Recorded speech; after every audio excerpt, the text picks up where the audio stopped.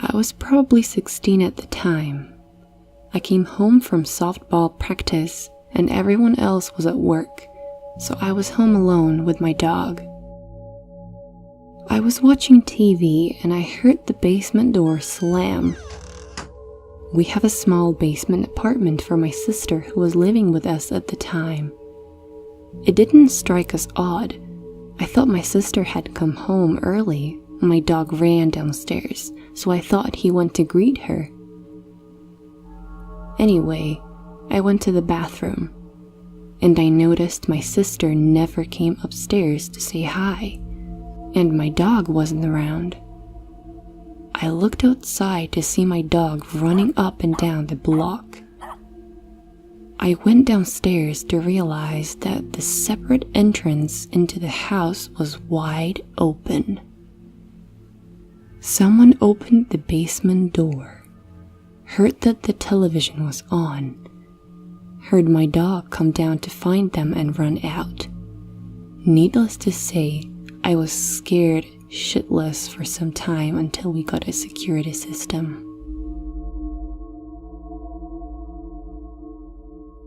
I was in my house, alone, and I was maybe 8. My dad had gone to pick my mom up from work, so they wouldn't be too long. Someone came up to the door and knocked on the windows in the upper 1/3 of the door. I opened the door and the guy standing there had to be about 6'6" to 6'10" and rather huge. He said he was from some company. I can't recall the name, but it had Globe or Global in it. As soon as I opened the door, he starts to look around behind me. I said my parents weren't home. Bad idea. And he gave me a smirk I can't get out of my head. I told him to come back when my parents got there, and he said he'd wait for them with me.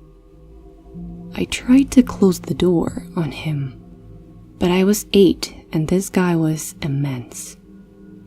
Fortunately for me, the phone rang and I said something along the lines of, "Oh, the police must be calling back." I was a dumb kid, so that's what I came up with. Fortunately for me, it was enough to make him shove off. Parents came home. I told them about it and then they started asking questions about him. I said all I could. He never came back, and they'd never heard of the company he said he worked for. I was extra fortunate in this incident because upon his departure and my locking of the door, I noticed that he'd actually cracked the window he knocked on. This guy could have torn me in half if he had the thought, and there was nothing I could have done to stop him. Years ago, my parents had their garage converted into an extra large bedroom. It's full of junk now, and this was where we all played games. I was about 10, and it was only the 2nd or 3rd time I had been left alone in the house while my siblings were all away for one reason or another. Naturally, I was up all night playing on our PS2 in there, having a blast. I don't know how late, but pretty late into it, I suddenly started hearing someone tapping on the window. They really went all out with the extra bedroom and actually replaced the garage door with a wall, window, and traditional front door you'd find in any house, complete with bolt and doorknob locks. Well, I didn't realize it was a sound not produced by my game for a full minute or so, and the sound like someone drumming their fingers.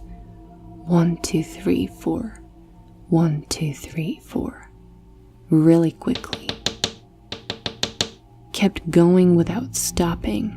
I finally really noticed it when the doorknob rattled and the sound moved into the door, which made it louder.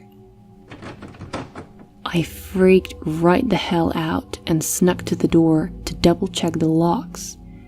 They were both unlocked, but the door tended to jam and act like it was locked unless you put a lot of effort into it.